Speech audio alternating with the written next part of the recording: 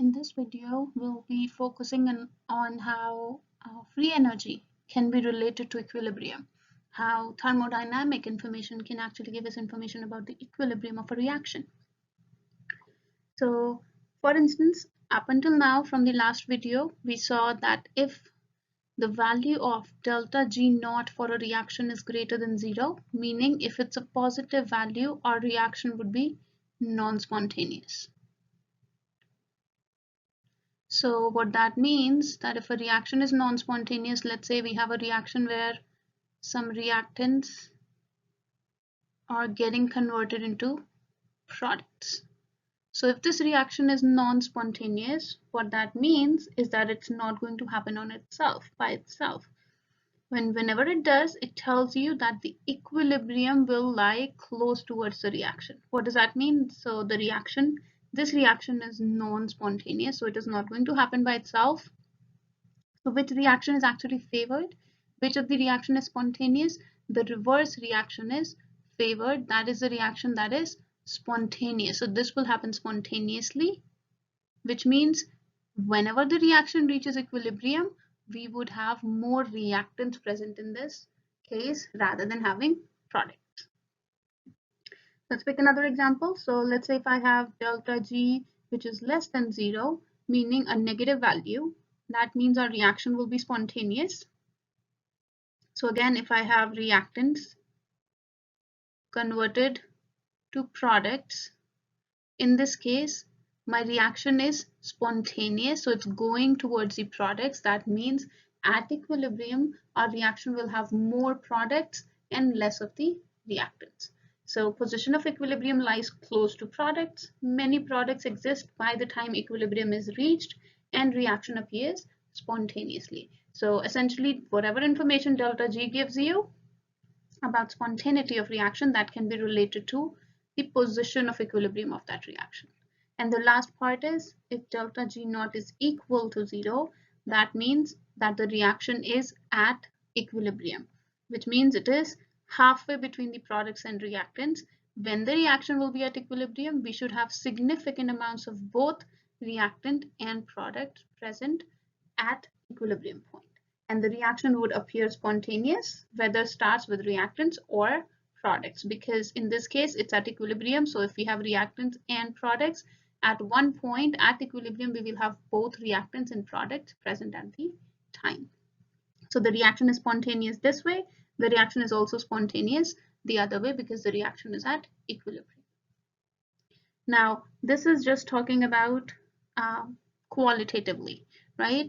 We can actually determine quantitatively how delta G is related to equilibrium constant. So that is based on this expression where delta G is equal to delta G naught plus RT ln Q. Q here, if you guys remember, is the reaction quotient. So at any given time point, Q is the same expression as K, which is the equilibrium constant. Only difference is this is the concentration at any given time point. So Q here is the reaction quotient. R is the gas constant, 8.314 joules per Kelvin per mole. Temperature, P is temperature in Kelvin. Delta G naught here is the delta G, free energy change in the reaction at standard condition. So standard condition meaning 1 atmospheric pressure and temperature of 298 Kelvin. So at that condition, whatever the free energy for the reaction is, that is delta G naught. And what is delta G? Delta G is the free energy change for a process under non-standard conditions. So basically, any pressure other than 1 bar and any concentration other than 1 molar. So if it's occurring at non-standard condition, this is a relationship that relates delta G with a reaction quotient.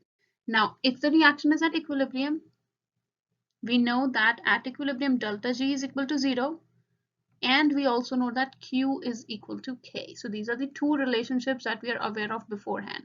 Now I'm going to take these relationships and plug them into this equation. That would give me 0 equals delta G naught plus RT ln K. That's exactly what I have right here. If I rearrange this equation, That gives me delta G naught is equal to minus RT ln K. So based on this equation, you can relate the equilibrium constant, which is K, to free energy at standard temperature and standard conditions. Okay, so that is the relationship between delta G naught and the actual equilibrium constant. Okay, let's try some questions out based on this relationship. So in this question, it says calculate Kp, which is again equilibrium constant but based on pressure, for following reaction. H2O2 is changing to water and oxygen. Given delta G naught is this. So in this case, G naught is given to us. The question is asking what is the equilibrium constant. The only relationship that you know between energy, free energy, and equilibrium constant is that delta G naught is equal to minus RT ln K. So we are going to plug in the values right here. Delta G naught is minus 234.3 kilojoules per mole. So remember the units that are given to us. Okay, if this is in kilojoules per mole, our value of R is in joules per mole, right? So we have to convert these kilojoules. So that is going to be 1000 joules over 1 kilojoule. Kilojoule got cancelled. That is my delta G naught equals minus R is 8.314 joules per mole Kelvin times temperature, which again, if we are working under standard conditions, that means we are working at 298 Kelvin, which is the standard temperature, times ln K. And we are solving for this K right here. Don't get confused with temperature. Okay, this is Kelvin. This is the equilibrium constant. If you want, you can also write Kp like the question is asking for. So essentially, we are just solving for this. If you solve for this, that would give you ln Kp equals negative 234.3 times 1000 joules per mole, and you divide both the sides by this and this. So this divided by negative 8.314 joules per mole Kelvin times 298 Kelvin. Kelvin got cancelled, joules and joules got cancelled, mole and mole got cancelled. If you solve for this, ln Kp comes out to 94.5627. And to solve for K, you guys know already how do you solve. If I want to get rid of ln, we take everything to the power of e. So e to the power of 94.5627. That would give you Kp, which is equal to 1.17 times 10 raised to power 41. So that is your final answer for Kp, which is option number D. So we have our final answer. Okay, it's also solved for you right here. Moving on, we'll try next question. For this, you can pause the video, try out the question yourself, and then you can come back and check for the answer. Okay. Okay, so we'll begin. Calculate delta G at 298 Kelvin for Haber's process for a reaction mixture that consists of 1 atmospheric nitrogen, 3 atmospheric hydrogen, and 0.5 atmosphere ammonia. So if this is a reaction, these are the quantities given to us. Question is calculate delta G. What's given to us is G naught. So if the question is asking for delta G from G naught, and what's given to us are different concentrations of reactants and products at any given time point, right? What is the relationship that relates delta G with delta G naught? We know that delta G equals delta G naught, plus RT ln Q. So from here, I know what is delta G naught, I know what is R, I know what is T, and I have everything given to me to solve for Q. If I plug these values in, I can solve for delta G. That would be equal to minus 33 is equal minus 33.3, again it's kilojoules, so times 1000 joules, right? Put this in parentheses, plus RT, which is 8.314 joules per mole Kelvin, times temperature 298 Kelvin, times ln of Q. So ln of what? Q would be concentration of ammonia, or in this case we are working with pressure, so we will switch this out with pressure, which is going to be pressure of ammonia squared, don't forget this stoichiometric coefficient, divided by pressure of nitrogen times pressure of hydrogen gas squared. So let's plug in the values right here. If you plug in the values correctly, like ammonia is 0.5, so 0.5 squared divided by 1 times 3, sorry, this isn't square, this should be cube, 3 cube. That would give you your final answer of delta G. And from here, delta G comes out to, I have the final value solved as 44.9 kilojoules per mole, negative 44.9 kilojoules per mole. Answer is also solved for you, but essentially that's the whole idea. It's also solved for you right here. So make sure you solve the values just in this form and get your final answer. Now you can give me the final answer in kilojoules or joules, that really does not matter. Okay, moving on. There's another question for you guys to try. So the question says, calculate the equilibrium constant at 25 degrees Celsius for this particular reaction. What's given to us is delta G naught F for each of these reactants and products. Question is to go from delta, what's given to us is delta G naught, and the question is asking for equilibrium constant, meaning K. So there's only one relationship again that relates G with K, that is delta G naught equals minus RT ln K. So how can you solve for K from here? First thing I need is delta G naught for the reaction. What's given to me is delta G naught F for each reactant and product. And you guys have already practiced this in last video, how to get delta G naught of reaction from different terms that are given to you, different values for reactant and product. So in this case, delta G naught is going to be G naught of products minus reactant, right? The product is right here. So this, whatever is the G naught for this, plus G naught for this, minus G naught for this. Okay, so I will write it down. Let's say this is 1, or this is my reactant. I'll put this as R. This is my P1. This is P2. So what's listed here? This is P2. This is your reactant, and this is your product 1.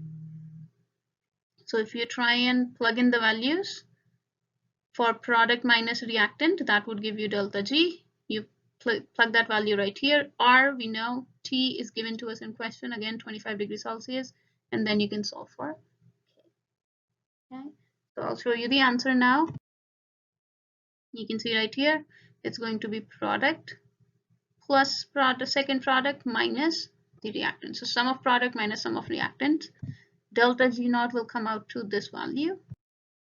Plug it into the same equation. This right here is just rearranged form of the equation. Plug it into here and you solve for K. Your final answer comes out to 1.85 times 10 raised to power 11. Right? Those are the kind of questions you can expect from this chapter, from this part of the chapter.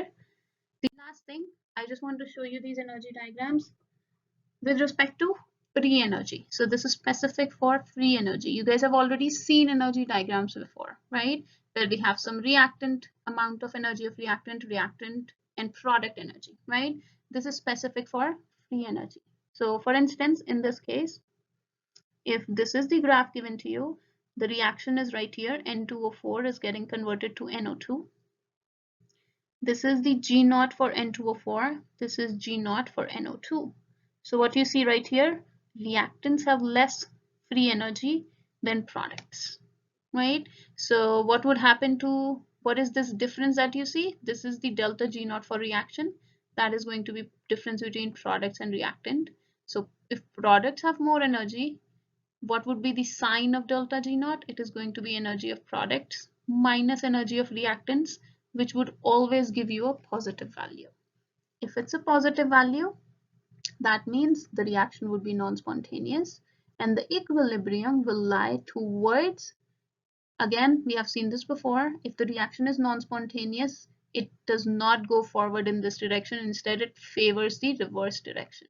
So the equilibrium will lie more towards reactant. So that's why what you see here, the graph is drawn in this form. This is where the equilibrium lies. Equilibrium is the minimum energy that is present for delta G. Okay, wherever it's the minimum energy, that's where the equilibrium is. So this right here is the point of equilibrium where you have the least amount of product and most amount of reactants, because reactants are favored in this case. Okay, so that's how you can read a free energy diagram. Now let's take a look at the another diagram. What is happening in this case? If this is a reaction, A is getting converted to B. This is the free energy of A. This is free energy of B. How is the reaction proceeding? It's going from A to B. Again, reactants have more energy than products. So the difference is going to be now product minus reactant would give you a negative value of delta G, because products have lesser energy. So less minus more will give you a negative value, which means this reaction is spontaneous. And the graph is drawn in this way. Why? Because equilibrium lies right here, the lowest energy level. This is where the equilibrium lies, and it lies closer to products. Why? Because again, reaction is spontaneous. It is favored in this direction, so we have more of products than reactants. So this is where the equilibrium lies for a spontaneous reaction. Lastly, let's take a look at the free energy diagram for a reaction which is at equilibrium. When the reaction is at equilibrium, that means delta G naught is 0. So this is the energy of reactants, this is energy of products. The reaction starts from here and ends right here. So meaning, what is the difference between the energy of products and reactants? 0. So this means the reaction is at equilibrium, and at the lowest point when the reaction is at equilibrium, RQ is equal to K. All right, so this kind of concludes this particular chapter of thermodynamics. There are a couple more details listed in your book, but if I have not covered those topics in that much detail, then you can ignore it. Only topics that I've covered in this lecture, I will be including those in exam.